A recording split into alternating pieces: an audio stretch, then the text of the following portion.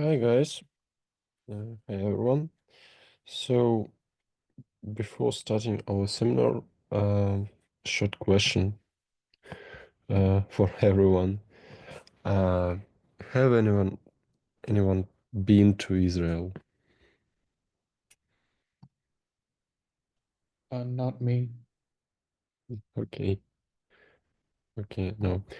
Well, yeah. So this question uh, is connected to our seminar. So uh, um, today we will see Hebrew transcription using encoder-decoder models with and with reinforcement learning. So I want to say some words about Hebrew phonology. So Hebrew presents a fascinating case study in phonology and transcription challenges because as a Semitic language with some ancient roots, of course, ancient roots. So Hebrew's phonological system has evolved significantly over time. Uh, so it while maintaining unique characteristics that pose particular difficulties for transcription systems. So it's a really ancient language, and the phonology of Hebrew developed gradually from ancient times to the modern era. Beyond contemporary and historical variants, there exist liturgical pronunciation norms used when reading the Tanakh. It's a Hebrew Bible, so with prophets, etc. So and some, of course, prayers in Jewish communities. The pronunciation of biblical Hebrew vowels is reconstructed based on vocalization systems, so Tiberian, Babylonian, and Palestinian. And later, so mm, in some time, so um, mm, grammar so categorized the Masoretic vowel points into major, minor, and ultra short vowels. So in Hebrew, it's chatafs. In modern speech, the historical vowels they included up to 7 distinct qualitative songs in Tiberian pronunciation. So I will show you. So in Hebrew, here's no vowels. Yes, so it's some words, yes, and some letters. But in this transcript, yes, in this text, we can see vowels. So this is the words or letters with some points here on the top, yes, and under the letters. So it's vowels, and this is um, the modified language. So this is two, so it's a Hebrew language, so it was some historical transcript. But in ancient language, uh, if we can see some Tanakh, yes.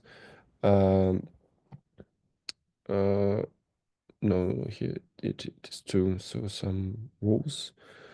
Um, maybe sorry. Um,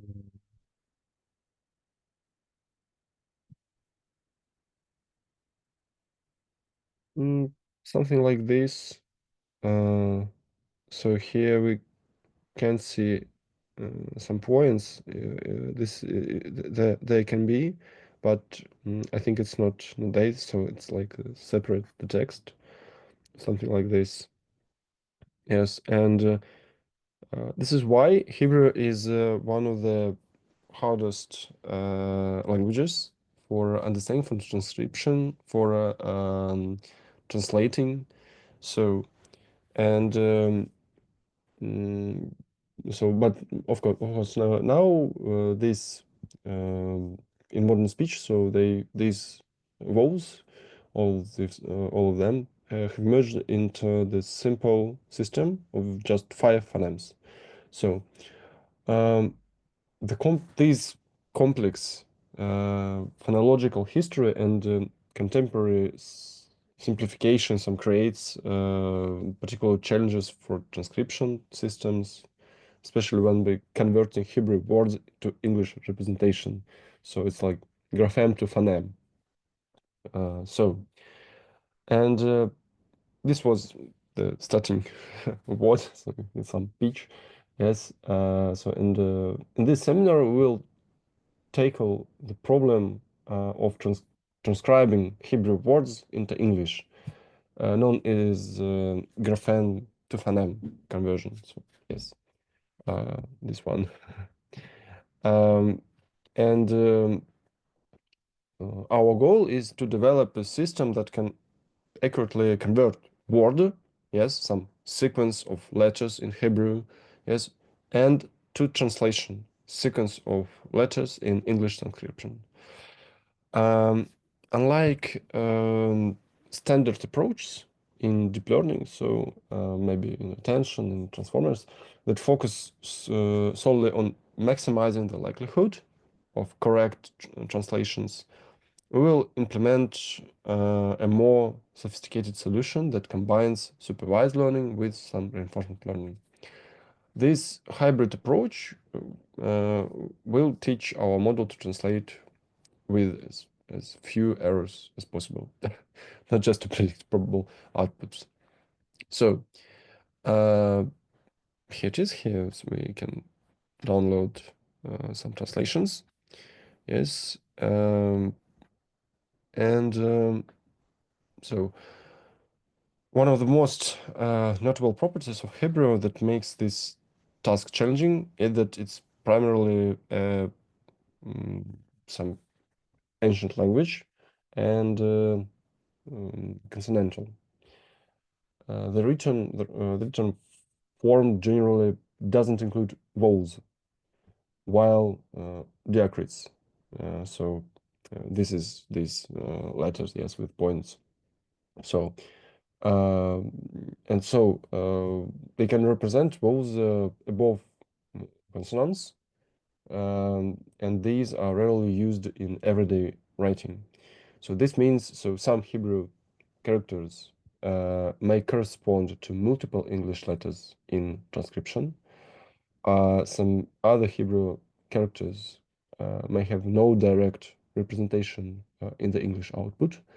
And the third one, the mapping between written form and pronunciation isn't always straightforward. So these characteristics need to use an encoder-decoder architecture that can learn these complex nonlinear relationships between input and output sequences. So, and here we can see some processing, yes, some words. So, okay, we create a dictionary. We have a dictionary size more than 130,000. Yes, here we can create an array. So, and split the dataset by the trying to split from the scikit-learn. So, and here we're building the vocabularies. Okay, so we have none of our output vocabularies. Yes, and some input. Okay, and here we can see the lines. Yes, the lines with some Hebrew words. Yes, and words to IDs. So with some tokens. So as you can see, we can here is the padding of these words. Yes, and back to words. Yes, everything is okay. So they can match each other with the same words. Okay. So yes, here we can some distributions, but so I want to say some some words about encoder-decoder architecture. So encoder-decoder architectures, I think we can find image, which maybe is something like this. Yes, but I think you know encoder-decoder, but anyway, yes, something like this was so, or maybe this one or this one. Okay, here's an image. A great example, but this can be pretty simple. So encoder decoder model. So and this architecture represents a powerful, so some framework for sequence to sequence learning. So and of course we can so these models, so they can convert anything to anything. So for example, machine translation and spoken dialogue systems. So so here we can translate between languages, yes, or generate appropriate dialogue responses. For example, image captioning and image to, I don't know, image to LaTeX, for example, or image to segmentation. Yes, so as you can see here, um, generating images from captions, for example. Yes, I don't see this example, but something like this. But here they use LSTM. So, but of course, we can use LSTM just for captions and generate images for the diffusion model, for example. Yes, and of course, grapheme to phoneme conversion. Yes, so, so we can convert uh, written words to their phonetic transcriptions, which is our focus in this seminar. So, and for our code, we've chosen to work with simplified Hebrew to English machine translation and the character level for words and short phrases. So it can be quickly, so a bit to quick train without GPU clusters, yes, of course, and GPU units, yes, character level models a bit, and of course it naturally handles with mm, variable length input output problem. So here we did some dot processing, yes, and we built our vocabularies. Yes, so we mapping between characters and tokens, token IDs for both Hebrew inputs and English outputs. So, and of course we have special tokens. So yes, some beginning of the sequence, as you can see, the 0, beginning of the sequence, yes, and some end of the sequence markers, but and the padding, of course, too. So it's like yeah, and end of the sequence, yes, and padding in one token, yes, within one sense. So, and before building our model, it's crucial to understand the characteristics of our dataset. We examine so the length distributions of both some Hebrew words and their English transcriptions. So as you can see, so we see the maximum sequence length, so it's both, yes, 20. So we can understand some complexity of translation task. We see that the maximum the words is about 10. Yes, but translations we have the just 2 peaks. So for example, just near the 6, I think 6 or 7. Yes, the length, and near the 12, I think 12 or 13. Yes, so and we have um,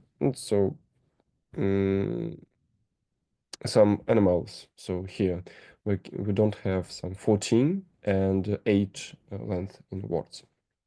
So as you can see, so from this distribution, this is not the task just words to transcription, so not the symbol to symbol, because here we don't have some yes, the length of the 8 and the 14, but in this part we have, and we can reverse this problem. So here we don't have even 1, 2, or I think 3, a bit length of translations, yes, but here we have some words with I think 1, 2, and 3, so the length, of course. So let's deploy in our encoder-decoder model. So our solution employs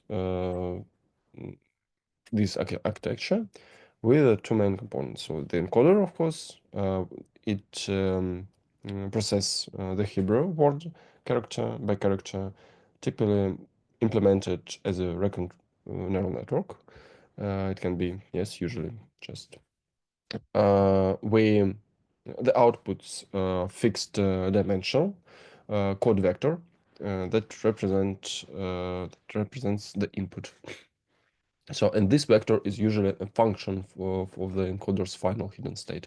And the decoder, so it takes the encoder code vector as initial state, generates English transcription, character by character, of course, and typically another RNN that conditions each step on previous outputs.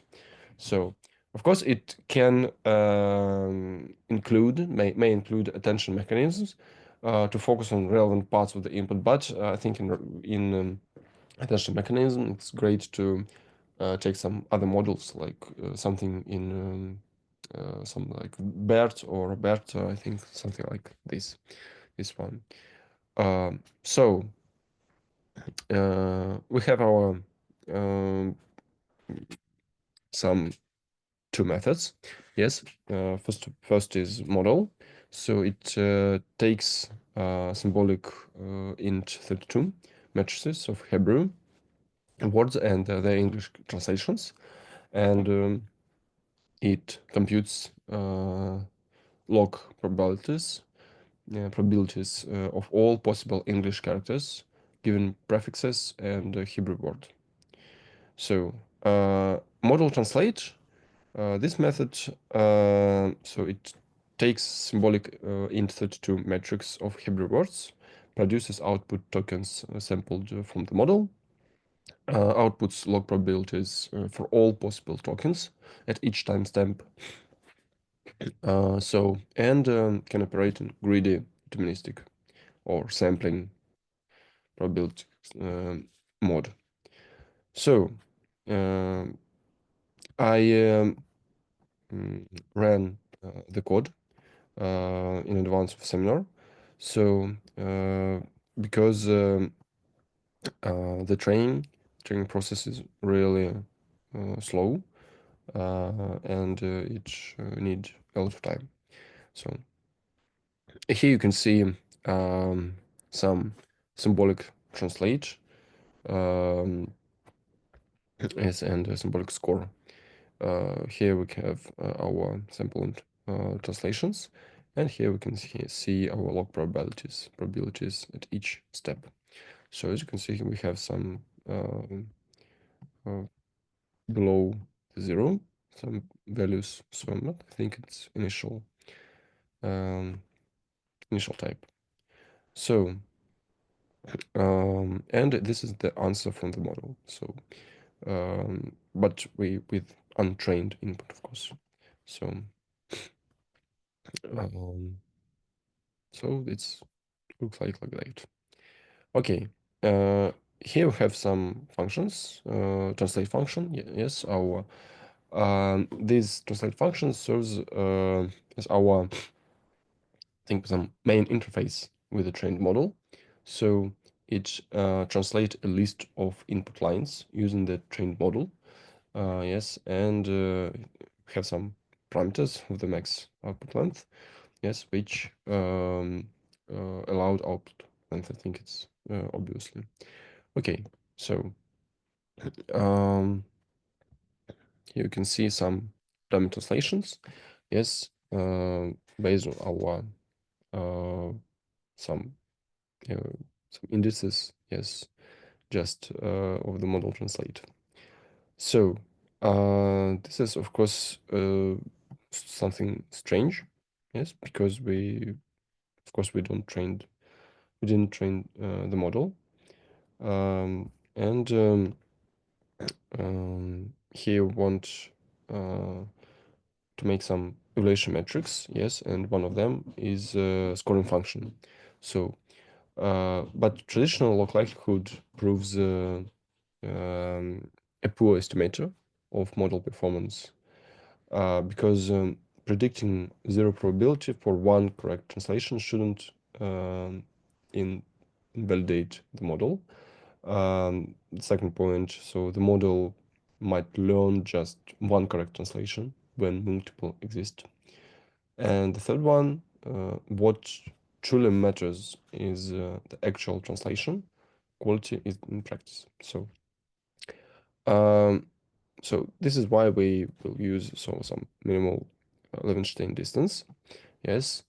So, and this distance counts the number of character insertions, deletions, or substitutions. So needed to match or a reference translation. Alternatives can be we can use some character levels of blue or Roche L metrics, so something similar. So yes, and here the implementation of this function. Yes, here we can see here we compute edit distance to closest correct translation. And here we compute Levenstein distance for a batch of the sample.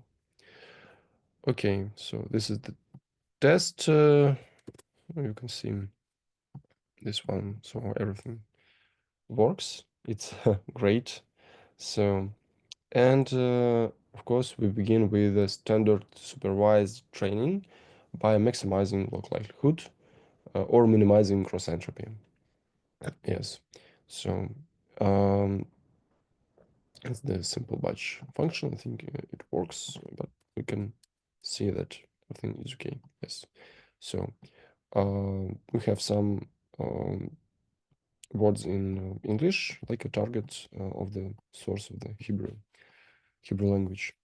So this function, of course, it's compute loss on a batch.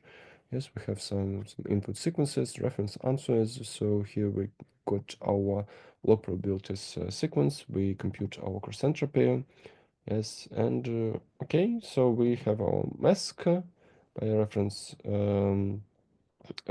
answers. Yes, it's like average with the mask. So and compute our loss. Great. So we'll of course we can test it. Seems fine. Great. We got our asserts.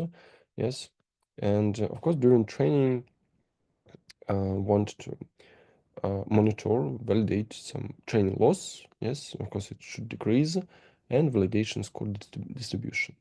So and maybe some mean edit distance. So this training was not so long, only about 8 minutes. So as you can see, we have 5,000 steps. Yes, some of course steps. So or epochs. So as you can see, our train loss is minimizing of all of these 5,000 steps.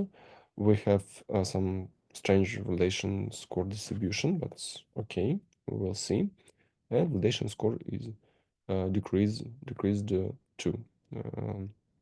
So, and of course, it's much more lower than in the first step. So,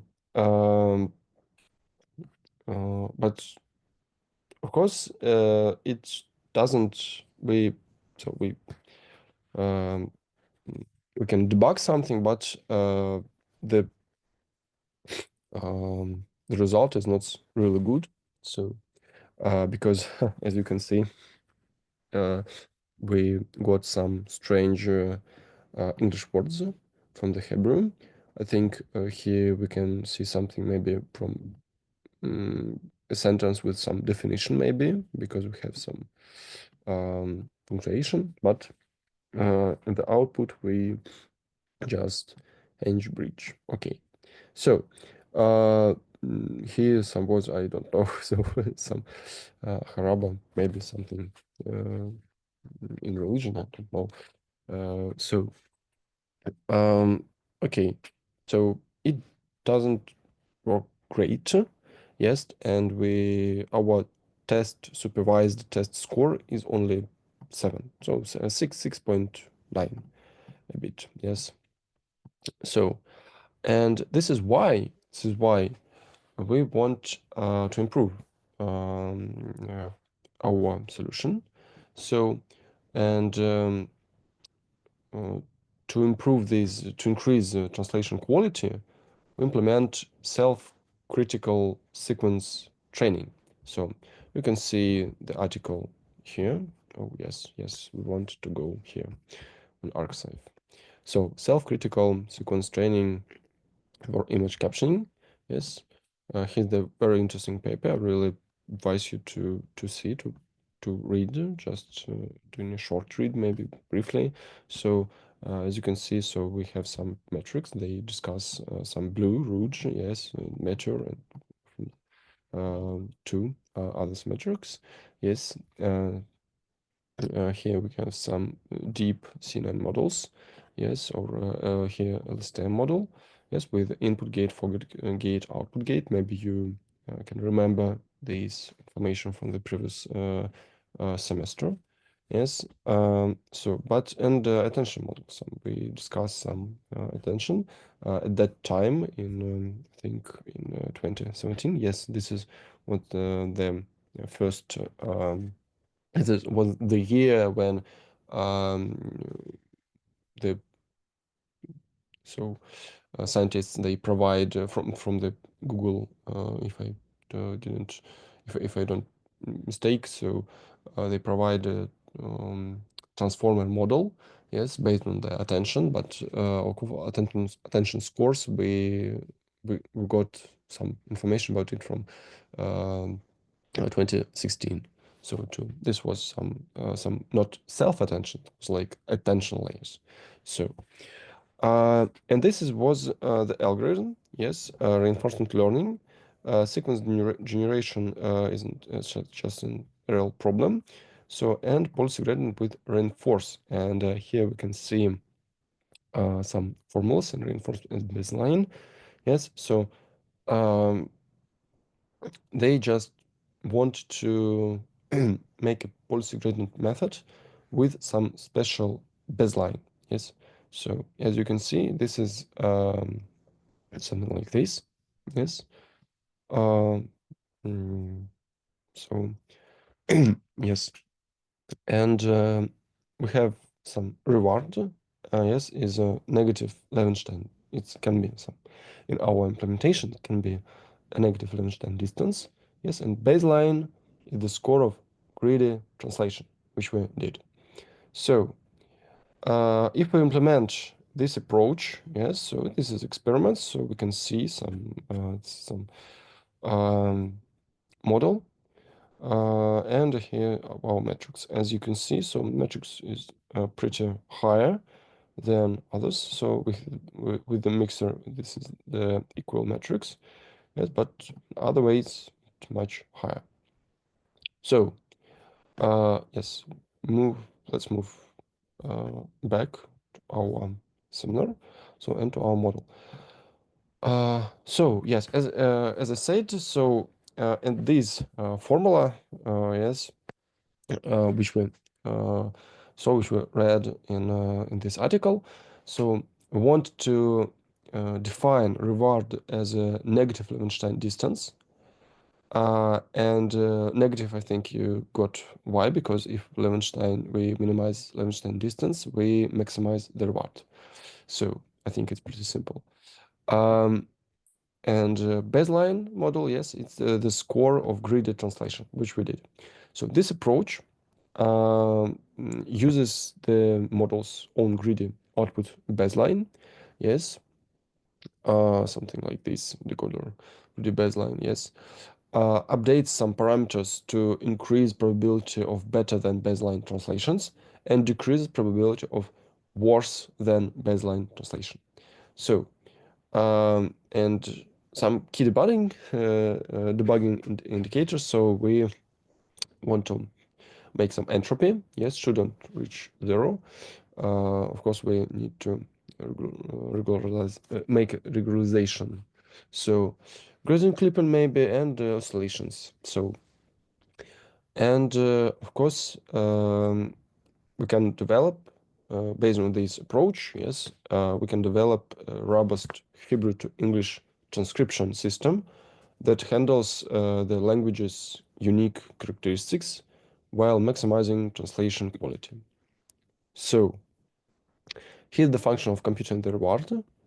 Yes, so as you can see, so we just list the distances, yes, and we map them.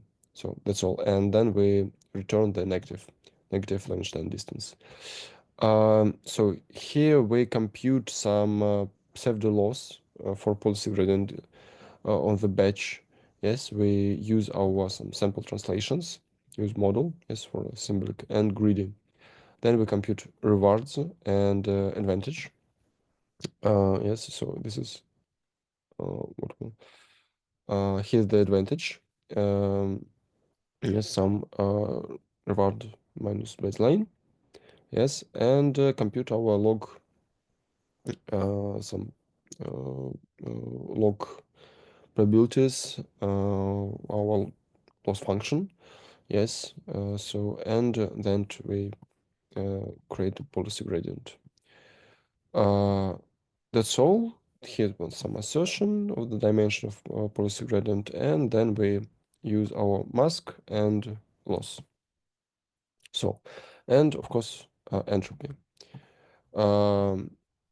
Yes, and entropy, of course, is negative. Yes, in the sum. So, and it's not just log probabilities sample. Yes, just for all tokens. Well, this is some regularization. Yes, based on, as you can see, we talk about it. What, because entropy shouldn't reach 0. Well, yes, that's all. That's the function. It works. It works. So, and this is the training of policy gradient. We have our entropy history optimization atom with the learning rate of course, it's in the low, yes, in the 10 power minus 5. So, and here we got 10,000 steps of the training. As you can see, we got really, I did these 21 minutes. So if I just start now, so I think it will be finished when our seminar have to be about the end. So this is why I did this in advance. As you can see, validation score minimizing by the train time, policy entropy minimizing during the train time, and we have these validation score distribution. So yes, and now, so want just some visualize something, yes, something to see. So, and debug list, this debug list, I'm sorry. So this is, it stores intermediate scores for analysis.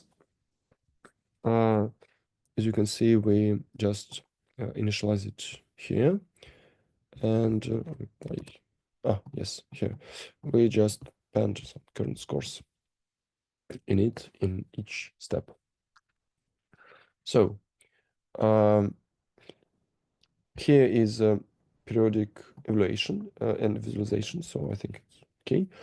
Yes, and of course, here we want to stack all the bug scores. Then we shape. Yes, we flatten to one dimension array. We count here some frequency of each score, and as you can see, this is that is, yes, we just can make it. So it's okay. It's fast. It's pretty quickly. So and here we can visualize this bar plot shows the frequency of each at a distance. Yes, as you can see, the most frequent distance is about 4. Yes, 3 and 4. So, and this is the alternative view. So, want to compare it with the start. Yes, we have, so translation, we had 2 peaks. Yes, near the 5. Yes, near the 7, 4 and 7, and near the 12 or 13. So, and here as the result, we got peak at 4. Yes, it is. So 3, 4, and 4, 5, 5. It's near. Yes, okay.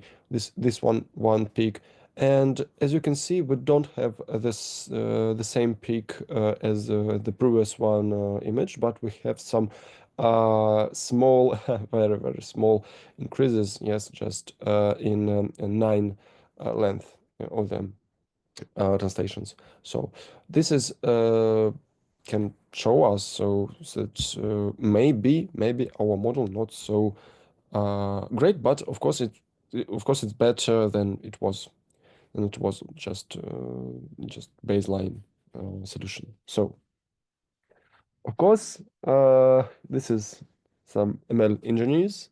Yes, we just create some encoder decoders model or some attention models, yes, transformer models, and we just want to pick it, and try to do something. So let's see the results. Yes, I just ran the test scores, but here we can see I think nothing changed to better result. Yes, because of course it's sometimes really hard to make to work with Hebrew. Yes, but in test scores, the same test scores and the such as we did in a greedy model, here we got approximately 6.9, but here we got 6.4. And this is the result, and this is the fact, I think, of course, fact of working these articles. So we just what we did in our seminar. Yes, we just implemented and checked very special in a very special language the work of this article. And as we can see, the article works, and these metrics they really original, and this is the truth. It's completely vital for a scientific community to check articles. So well, let's talk about some bonus area. Yes, what we can did, what you can did. Yes, in this seminar, in this task. So well, um, you can just start with some LSTM and BLSTM networks based on the encoder decoder, not just reinforcement learning. not just, I'm sorry, recurrent neural network. As you can see, we did our model. Just find, sorry, where it is.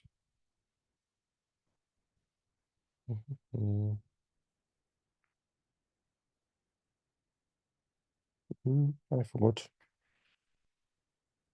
Mm, mm. Here, business central model. Okay. As you can see, we did here just Giroux and some embedding layers. Yes, some linear layer, and then Giroux cell. That's all. Yes, so I really recommend you to change uh, gauge recurrent unit architecture to LSTM. So, and maybe BLSTM, because as you can see, and maybe you know, that Hebrew we read from the right side to the left. So, um, and English, we, in English, just in Russian languages, yes, and just European languages, we read from the left side to the right. But in Arabic and Hebrew, we read from the right to the left. This is why makes sense to try BLSTM, yes, or maybe, oh, I'm sorry, or maybe if it doesn't work, if you have some GPUs, you can try here BERT. So BERT or Albert or Roberta, yes, I mean this one model, yes, bidirectional transformer. So this is bidirectional. It's the key why I really recommend you to try it. So here you can see, here you can use LSTM on just attention layers, and we create some probability of our tokens. So this is what you can do. Maybe you can try to attention mechanism, self-attention, I mean, of course, yes, but I just, so maybe to change it in some. Let's make just 4 or 2 birds, even distill bird, yes, from Hugging Face. It's completely complex, and um, I think you need a lot of just GPU hours to train such model. It's really hard task. So if you can, just, okay, let's give it a shot. So, but so you can, I really recommend you try some attention. And some UX, so it's like policy-based settings. So you can see some videos, and I would to see the article of this.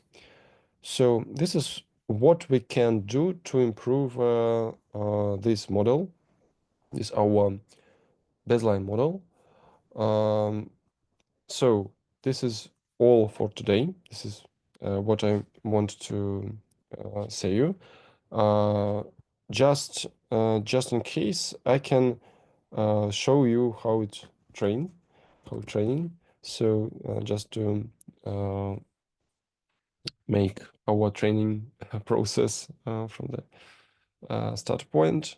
Yes, so as you can see, the duration of these tasks, so it's really incredibly um, slow, so and really long.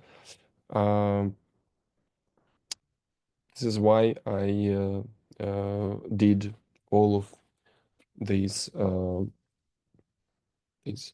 launches, yes, of the code and some cells in advance for the seminar, so before the seminar.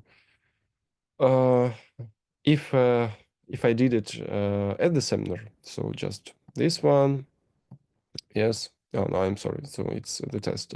I mean this one and this one. So in a sum, this is about 30 minutes, of course, and everything will be okay. So as you can see, everything works. So you can use this seminar. You can use this seminar to your models, to your research, maybe. So, but I think that's all. That's all for today. If you have some questions, you can ask now. So,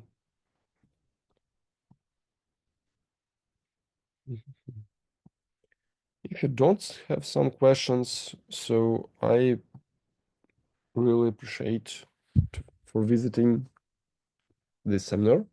So I think it was interesting a bit. So, and I really wish you good luck and have a nice day. So goodbye. Thank you. Thank you. Goodbye.